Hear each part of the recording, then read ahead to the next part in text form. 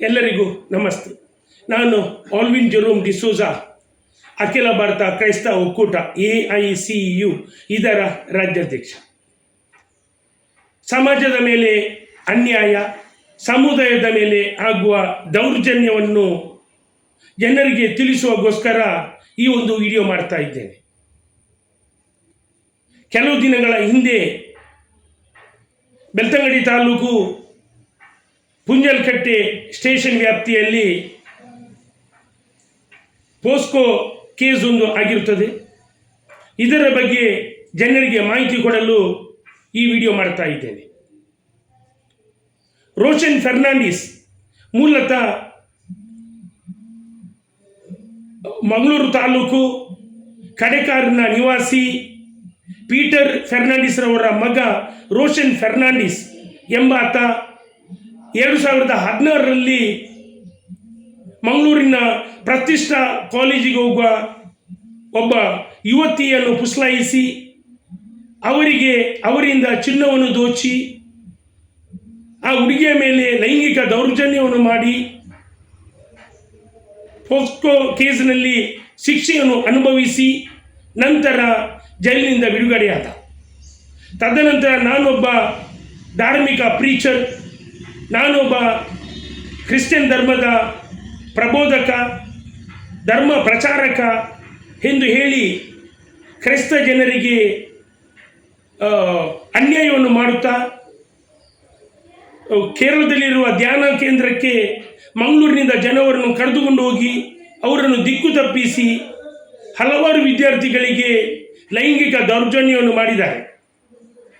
ಈಗ ಇದೇ ಜೂನ್ ತಿಂಗಳ 10 ತಾರೀಕಿಗೆ ಬೆಳ್ತಂಗಡಿ ತಾಲೂಕು ಪುಂಜಲ್ಕಟ್ಟೆಯ ಸ್ಟೇಷನ್ನಲ್ಲಿ ಒಂದು FIR ದಾಖಲಾಗುತ್ತದೆ. ಈ ದಾಖಲಿನ ಪ್ರಕಾರ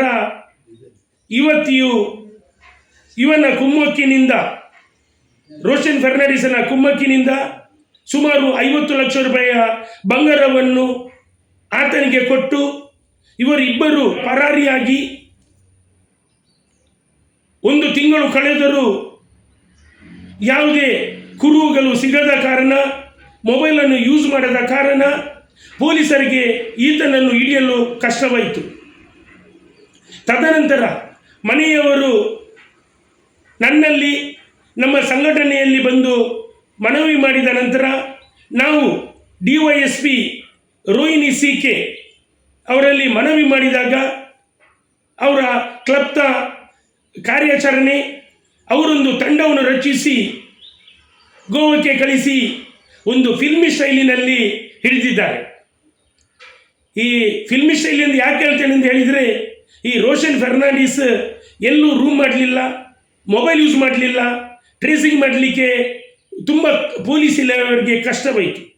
ಆದರೆ ಪೊಲೀಸ್ ತಂಡದ ASI ಆದ ಪ್ರವೀಣ್ ರವರ ನೇತೃತ್ವದ ಒಂದು ತಂಡ ಹಗಲಿರುಳು ಈ ಬಾಲಕಿಯ ಫ್ಯೂಚರ್ಗೋಸ್ಕರ ದುಡಿದು ಈ ಬಾಲಕಿಯನ್ನು ಒಂದು ರಕ್ಷಣೆ ಮಾಡಬೇಕೆಂಬ ಒಂದು ರೋಹಿಣಿ CK ಅವರು ಕೊಟ್ಟ ಮಾರ್ಗದರ್ಶನದಲ್ಲಿ ಈ ಹುಡುಗಿಯನ್ನು ರಕ್ಷಣೆ ಮಾಡಿ ರೋಷನ್ ಫೆರ್ನಾಂಡಿಸ್ನವರನ್ನು ಜೈಲಿಗೆ ಹಟ್ಟಿದ್ದಾರೆ. ಈಗ ಅವನು ಜೈಲುವಾಸದಲ್ಲಿದ್ದಾನೆ. ನಾನು ಪೋಷಕರಲ್ಲಿ ಕೇಳುವುದು, ಪ್ರಾರ್ಥನೆ ಮಾಡೋದು, ವಿನಂತಿ ಮಾಡೋದು ಇಷ್ಟೇ ಅಂತ ಹೇಳಿದರೆ, ತಮ್ಮ ಮಕ್ಕಳು ಎಲ್ಲಿಗೆ ಹೋಗ್ತಾರೆ, ಯಾಕೆ ಹೋಗ್ತಾರೆ, ಮೊಬೈಲ್ ಎಲ್ಲಿ ಯೂಸ್ ಮಾಡ್ತಾರೆ, ಮೊಬೈಲ್ನಲ್ಲಿ ಏನೆಲ್ಲ ನೋಡ್ತಾರೆ ಎಂಬ ಒಂದು ಮಾಹಿತಿ ನಿಮ್ಮ ಹೆತ್ತವರಿಗೆ ಬೇಕು. ಅಪ್ರಾಪ್ತ ವಯಸ್ಸಿನ ಮಕ್ಕಳು ಮೊಬೈಲಲ್ಲಿ ಮಾತಾಡುವಾಗ ಅಥವಾ ಮೊಬೈಲಲ್ಲಿ ಏನಾದರೂ ನೋಡುವಾಗ ನೀವು ಹೆತ್ತವರ ಕರ್ತವ್ಯ.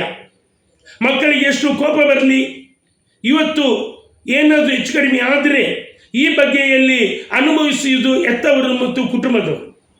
ಆದುದರಿಂದ ನನ್ನ ಕಳಕಳಿಯ ವಿನಂತಿ ಏನೆಂದು ಹೇಳಿದರೆ, ಈ ರೋಷನ್ ಫೆರ್ನಾಂಡಿಸ್ ನಂತರ ಕಾಮುಕ, ರೇಪಿಸ್ಟ್ ಪೋಸ್ಕೋ ಕಾಯ್ದೆಯಲ್ಲಿ 1 ಬಾರಿ ಶಿಕ್ಷಣ ಅನುಭವಿಸಿ 2ನೇ ಬಾರಿ ಈಗ 2016ರಲ್ಲಿ ಒಂದು ಪೋಸ್ಕೋ ಕೇಸ್ ಆಗಿದೆ. ಈಗ 2026ರಲ್ಲಿ ಮಗದೊಮ್ಮೆ ಆಗಿದೆ. ಇಂಥವರನ್ನು ಸಮಾಜದಿಂದ ದೂರವಿಡುವಂಥ ಒಂದು ಕೆಲಸ ಮಾಡಬೇಕು. ಸಮಾಜದ ಮಕ್ಕಳಿಗೆ ರಕ್ಷಣೆ ಮಾಡುವುದು ನಮ್ಮೆಲ್ಲರ ಕರ್ತವ್ಯ. ಆದುದರಿಂದ ನಾನು ನಮ್ಮ ಒಂದು ದಕ್ಷ ಅಧಿಕಾರಿ ರೋಹಿಣಿ ಸಿ.ಕೆ. ಇವರನ್ನು ಅಭಿನಂದಿಸುತ್ತೇನೆ. ನನ್ನ ಸಮಾಜದ ಪರವಾಗಿ ಹಾಗೆಯೇ ಇಡೀ ಸಮುದಾಯದ ಪರವಾಗಿ ನಾನು ಅವರನ್ನು ಅಭಿನಂದಿಸುತ್ತೇನೆ. ಇಂಥ ದಕ್ಷ ಅಧಿಕಾರಿ ಇರುವುದರಿಂದಲೇ ಅಪರಾಧಿಗಳಿಗೆ ಶಿಕ್ಷೆ ಆಗುವುದು. ಯಾರು ಅಪರಾಧಿಗಳು ಇದ್ದಾರೆ ಅವರನ್ನು ಪತ್ತೆ ಹಚ್ಚುವಲ್ಲಿ ಇವರು ಯಶಸ್ವಿಯಾಗಿದ್ದಾರೆ. ಈ ಒಂದು ಕೇಸು ಮಾತ್ರವಲ್ಲ, ಹಲವಾರು ಕೇಸನ್ನು ಅವರು ಅವರ ಕ್ಲಬ್ದ ಕಾರ್ಯಾಚರಣೆಯಿಂದ ಅವರ ತಂಡ, ಅವರದೇ ಒಂದು ತಂಡ ಉಂಟು. ಆ ತಂಡದವರು ಹಗಲಿರುಳು ದುಡಿದು ಅವರ ಆರೋಗ್ಯವನ್ನು ಲೆಕ್ಕಿಸದೆ ಅವರು ದುಡಿತಾರೆ. ನಿಜವಾಗಿ ಅವರು ಇಡೀ ನಮ್ಮ ದಕ್ಷಿಣ ಕನ್ನಡ ಜಿಲ್ಲೆಯ ಪ್ರಶಂಸೆಗೆ ಪಾತ್ರರಾಗುತ್ತಾರೆ. ಖಂಡಿತ ಮಗದೊಮ್ಮೆ ನಾನು ಬೆಳ್ತಂಗಡಿ ಉಪವಿಭಾಗದ DYSP ರೋಹಿಣಿ ಸಿ.ಕೆ. ಅವರಿಗೆ ಅಭಿನಂದಿಸುತ್ತೇನೆ. ದೇವರು ಅವರಿಗೂ ಅವರ ತಂಡದವರಿಗೂ ಆರೋಗ್ಯ, ಆಯುಷ್ಯ, ಸುಖ, ನೆಮ್ಮದಿ ಕೊಡಲಿ ಎಂದು ಹಾರೈಸುತ್ತೇನೆ. ಮಾತ್ರ ನಮ್ಮ ಹೆತ್ತವರ ಜವಾಬ್ದಾರಿ ಖಂಡಿತ ನೀವು ಮರೆಯದಿರಿ. ನೀವು ಎಚ್ಚರವಾಗುವುದಿಲ್ಲದ್ರೆ ಕಂಟಕ ಖಂಡಿತ. ವಂದನೆ.